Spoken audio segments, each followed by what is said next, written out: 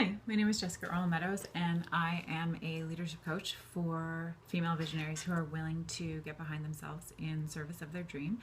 And if you're unsure if you are a female visionary, I'll talk more about that later on in the video blog.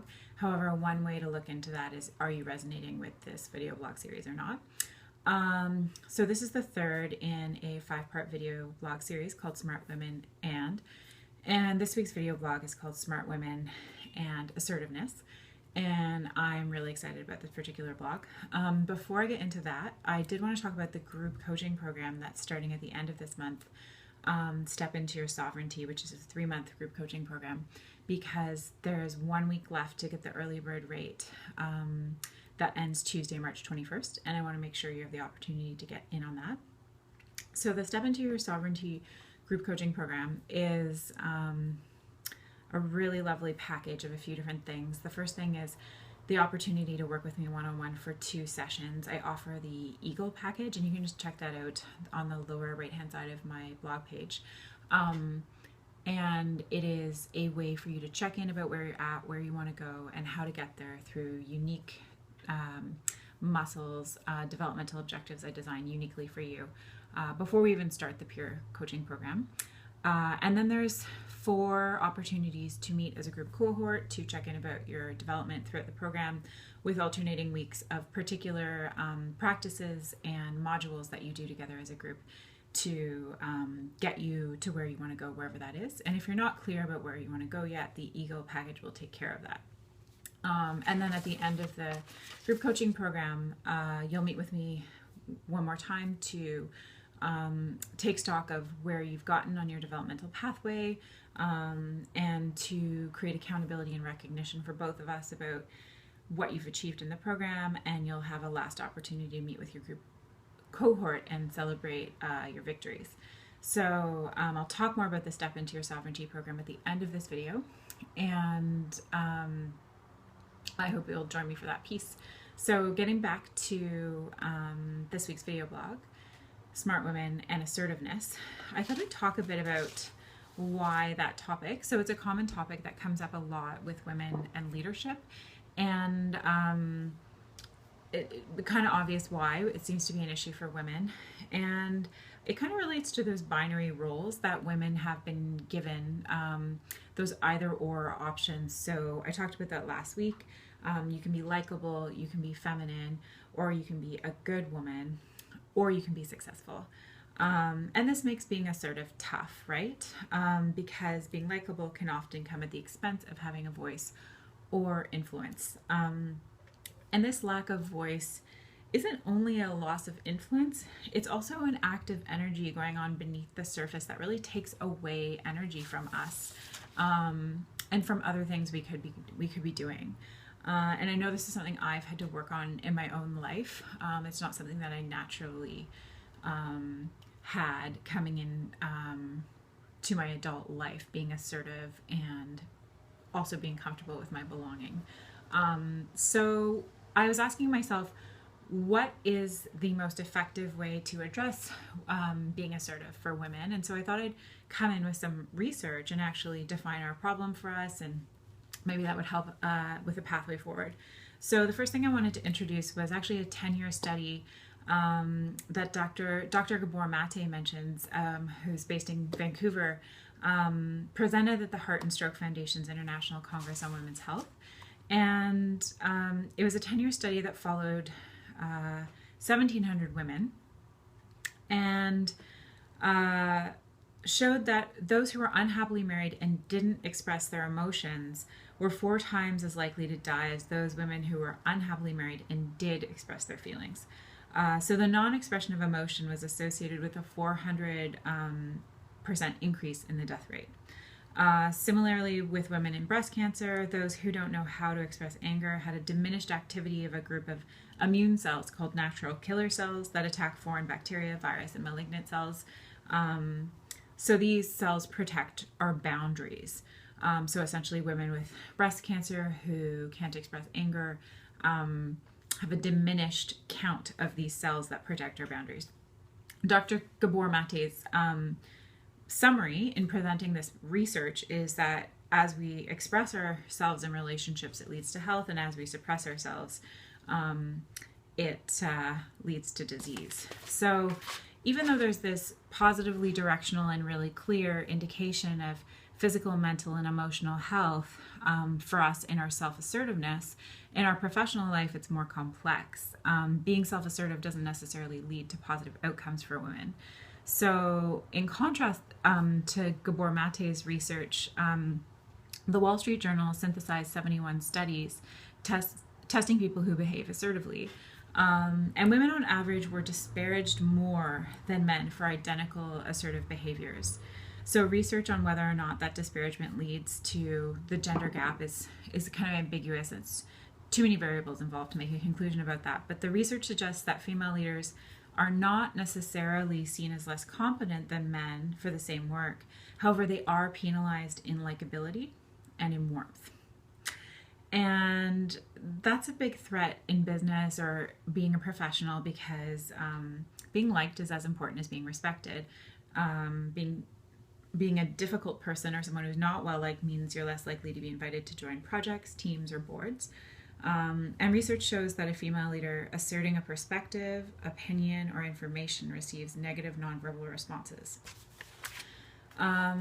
So this is a catch-22 for professional women and female leaders. Being a leader without being penalized for being an effective leader is you can see how the research indicates this is kind of a trap for women. So what do we do about this? If you're finding yourself a woman who would like to self-assert more than you do, who would like to or you're self-critical about your need for belonging and your need to be liked, this is really helpful for me, I thought, in particular, to when I was looking at the research, to emphasize that it's the system that's creating this rock and hard place kind of experience for us, and it's not an individual who needs to work on their self-esteem or insecurity, because that alone didn't create the issue. And I also think it's really important to recognize that the reason women are so focused on likability and belonging is not because we're neurotic and overly concerned with social inclusion, but that when men assert, it does not risk their belonging or social inclusion. So the stakes are a lot lower for them. So belonging and social inclusion is not of concern because there's no threat involved in their self-asserting. Whereas there's a threat when women self-assert to their belonging and their likability, which is why we're so preoccupied with it. So this is tough, right? This is something that we don't like to hear. It's uncomfortable. It's also uninspiring. So now that we've located the problem, what do we do about it? One thing is that the source of women's disparagement in asserting themselves is often comes in the form of nonverbal body language from our peers.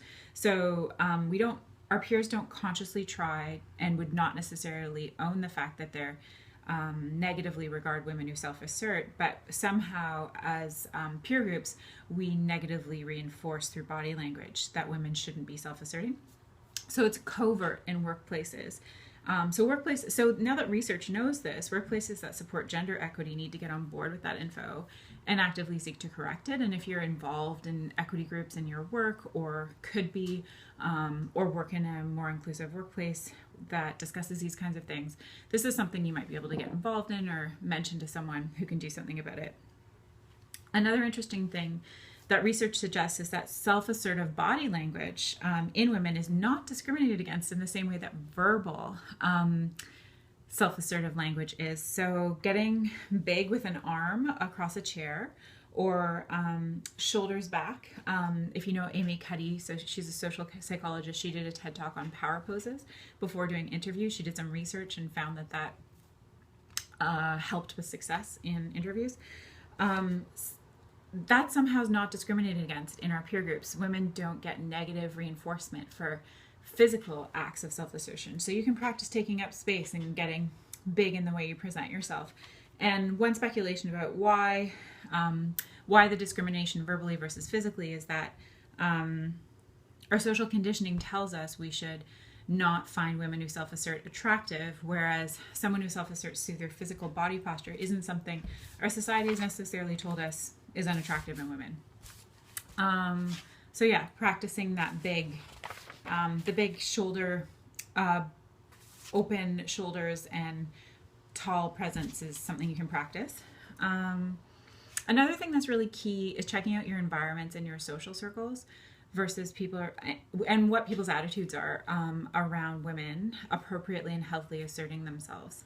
So because the main issue with the problem we've identified with self-assertion is negative social reinforcement, the most important thing you can do for yourself is find a supportive environment where people are not only verbally supportive, but in action supportive of female self-assertion.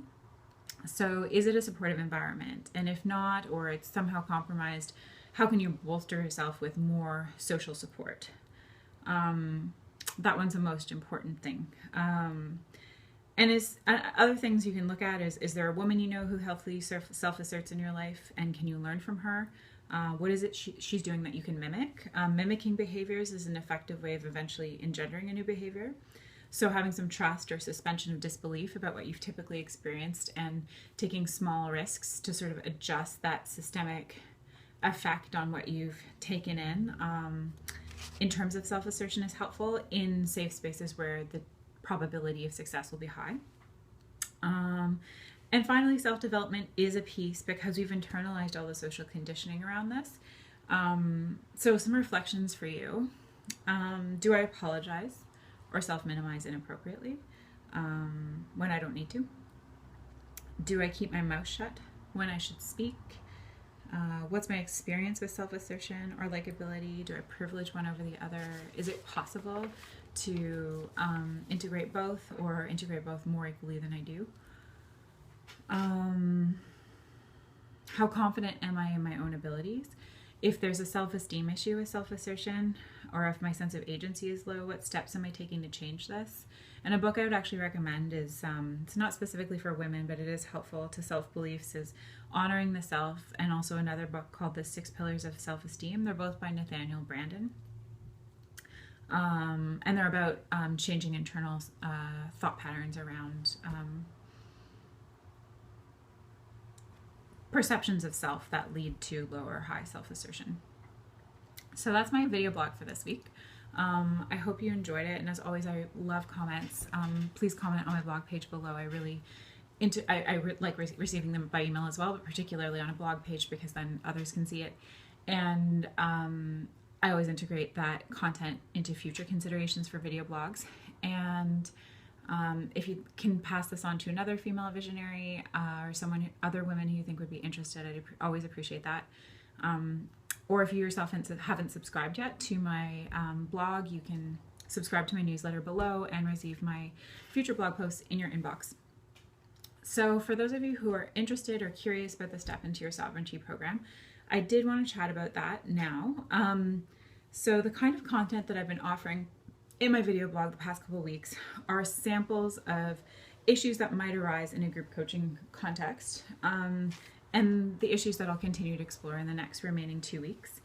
I thought, just to reiterate, I am going to talk about the Step Into Your Sovereignty program because we have 1 week left until the early bird rate is no longer available. So why take this program? I'm proud to say that many of my coaching clients are in the process of or have realized their coaching topics successfully. So the thing they wanted when they came into coaching is being realized, and many of them are realizing it in 6 months or less.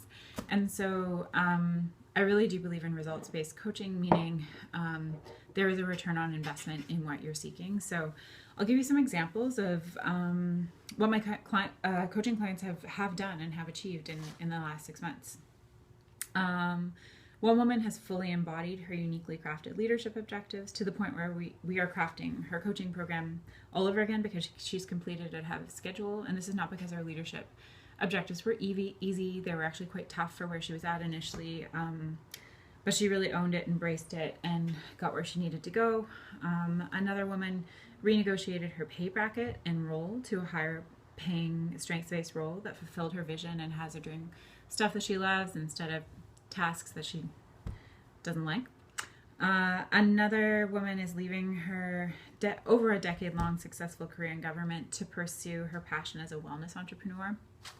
Another client is clarifying her purpose and vision owning her strengths and investing in herself by recognizing the significant contribution she has to offer as someone who has a master's in leadership studies and also successful career empowering others as a nurse, and is bravely diving into a new career as a coach and an entrepreneur, and is thriving in that. And another example is a client of mine who's realizing her dream to bring together her once separate identities of international multimedia storyteller for NGOs, indie musician, community builder, and corporate web developer into a one-woman education and capacity building business that integrates all aspects of who she is into her brand and business. So if you're interested and want to know more, check out the program description for Step Into Your Sovereignty, which is located below. It has a lot more detail than I'm giving on this video. And it's got the wolf icon as its emblem.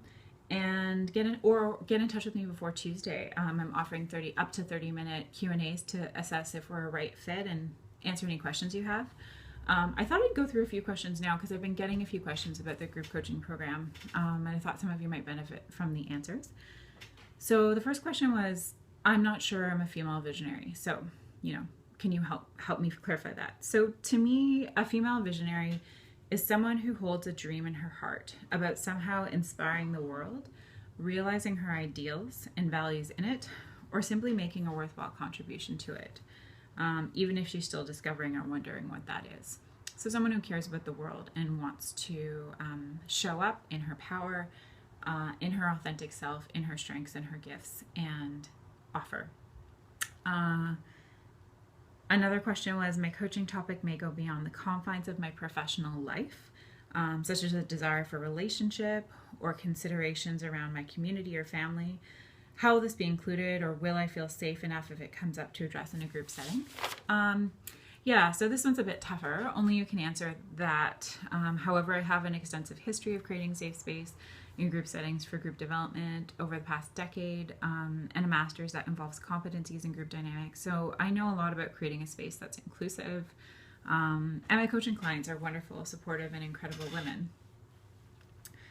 And yeah, the other question was, I'm not sure if this is for me yet. Like, how can I get a sense of what this will be like? So I get that question in particular because I'm a healthy skeptic myself, which is why I'm offering the Eagle package as I'll dive into an initial sense of what it would be like to work with me.